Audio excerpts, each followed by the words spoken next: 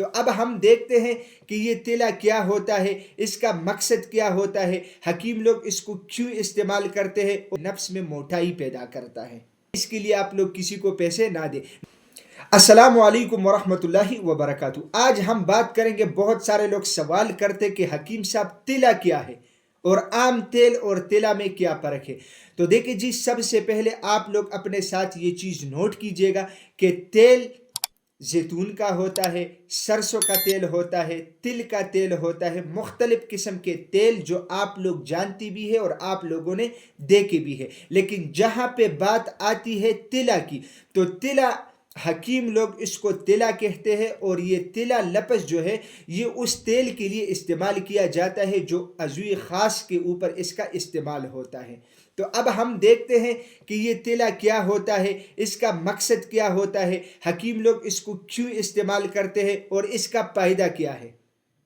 تو دیکھیں جی، یہ جو تلا ہوتا ہے یہ عضوی خاص یعنی نفس کے اوپر اس کا استعمال کیا جاتا ہے، اور اس کا فائدہ یہ ہوتا ہے کہ یہ نفس کی رگوں اور پٹوں کو مضبوط کرتا ہے، اور اس میں خون کا دورانیہ تیز کر دیتا ہے، اور کبھی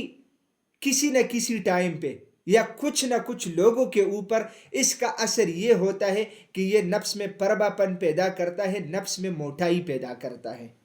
جتنے لوگ نفس کے لمبائی کے چکر میں ہوتے ہیں، تو اس مسئلے کے لیے آپ لوگ کسی کو پیسے نہ دیں، یہ بالکل ناممکن ہے، بالکل نہیں ہو سکتا۔ نفس کی لمبائی کسی صورت ممکن نہیں ہے، ہاں موٹائی ہو سکتی ہے، یہ ممکن ہے، لیکن جو تلا کا خاص طور پہ استعمال کیا جاتا ہے وہ صرف اسی لیے کیا جاتا ہے کہ یہ نفس کی رگوں اور پٹوں کو مضبوط کرتا ہے، اور اس میں خون کا دورانیہ تیز کر دیتا ہے، چھوٹا اور پتلا پن ختم کر دیتا ہے۔ جو لوگ ہاتھ کے استعمال کے جو ہے نا اس مرض سے گزر چکے ہوں، یا زیادہ کثرت مباشرت کی وجہ سے بھی نفس میں لاغری پن، چھوٹا پن، کمزوری آتی ہے، اس چیز کے لیے حکیم لوگ صرف تلا کا استعمال کرتے ہیں، اور باقی جتنے ایڈ وغیرہ آپ لوگ دیکھتے ہیں اس چیز میں کوئی حقیقت اور کوئی صداقت نہیں ہے۔ لہٰذا جیسے میں نے پہلے بولا کہ اس کے لیے آپ لوگ کسی کو پیسے نہ دیں۔ ناظرین، میں امید کرتا ہوں جن لوگوں کا سوال تھا کہ تیل اور تلا میں کیا فرق ہے ان کو جواب مل چکا ہے۔